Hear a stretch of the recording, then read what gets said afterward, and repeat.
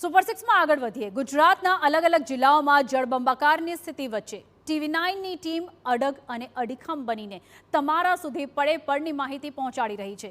ગુરુવારે દિવસ દરમિયાન ધોધમાર મૂશળધાર વરસાદ વચ્ચે ગ્રાઉન્ડ ઝીરોથી તમારા સુધી તમામ એક્સક્લુઝિવ તસવીરો પહોંચાડવા TV9ની ટીમ ખડે પગે છે। અમદાવાદ હોય, સુરત હોય, નવસારી હોય કે પછી ભરૂચ હોય, લોકોની સમસ્યા અને તંત્રની કામગીરીની પોલ ખોલતો જુઓ TV9નો આ એક્સક્લુઝિવ રિપોર્ટ। નીરુ, જે પ્રકારે તંત્ર દાવો કરતું હોય છે કે આ વર્ષે વરસાદી પાણી ઝડપથી નિકાલ થશે, પરંતુ તમામ આ દાવા પોકળ સાબિત થતા હોય છે। અમદાવાદ શહેરમાં 1000 કરોડ રૂપિયા માત્ર સ્ટ્રોમ વોટર લાઇન પાછળ ખર્ચ કરવામાં આવ્યા છે, પરંતુ તેમ છતાં શહેરની હાલતમાં કોઈ સુધારો થતો નથી। જે ડ્રેનેજ પાણી છે તે સોસાયટીમાં તો ફરી વળ્યા છે, તેમાં કોઈ નવાઈ નથી, પરંતુ આ જ પાણી લોકોના ઘરોમાં ઘૂસી ગયા છે।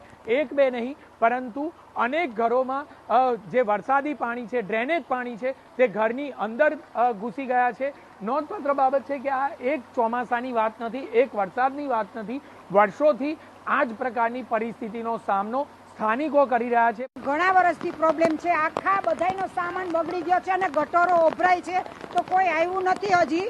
તો અમને જલ્દી સહાય આપો, કારણ કે અમારો બધો સામાન બગડી ગયો છે અને વરસાદ પણ ચાલુ છે। 30 વર્ષથી અમે તો રહીએ છીએ, એટલે દર ચોમાસામાં પ્રોબ્લેમ થાય જ છે। જે રીતે મુશ્કેલીમાં વધારો દર ચોમાસામાં સતત વધી રહ્યો છે, તે માત્ર ને માત્ર કોર્પોરેશનની અણઆવડતના કારણે થયું છે। સાચી હકીકત છે કે જે રીતે દર વર્ષે બજેટ વધી રહ્યું છે, 15,000 કરોડ સુધી અમદાવાદ મ્યુનિસિપલ કોર્પોરેશનનું બજેટ પહોંચ્યું છે, પરંતુ આખરે બજેટ વધતાની સાથે સાથે જે નાગરિકો છે તે નાગરિકોની મુશ્કેલીમાં પણ એટલી જ હદે વધારો થઈ રહ્યો છે, કોઈ પણ પ્રકારે ઘટાડો થતો નથી। અમદાવાદમાં વરસાદ આવતાની સાથે જ અનેક જગ્યાઓ પર વરસાદી પાણી ભરાયા છે।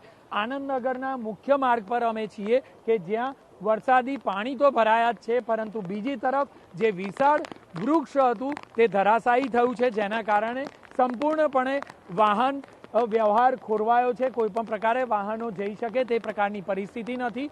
નોંધપાત્ર બાબત છે કે આખરે યોગ્ય રીતે જો વૃક્ષોનું ટ્રીમિંગ કરવામાં આવતું હોય તો આ પ્રકારની કોઈ પણ પ્રકારની ઘટના ન બને, વૃક્ષો ધરાશાયી થવાની ખૂબ જ ઓછી ઘટનાઓ બને, પરંતુ ગાર્ડન વિભાગ દ્વારા યોગ્ય રીતે વૃક્ષોનું ટ્રીમિંગ કરાતું નથી ચોમાસા પહેલા, તેના કારણે વિશાળ વૃક્ષો ધરાશાયી થઈ રહ્યા છે। બીજી તરફ વધુ પડતા વરસાદના કારણે આખરે લોકો પણ હેરાન પરેશાન થતા જોવા મળી રહ્યા છે અને વાહન કેવી રીતે હંકાવવું તે મુશ્કેલીમાં વાહન ચાલકો દર ચોમાસામાં ફસાતા હોય છે।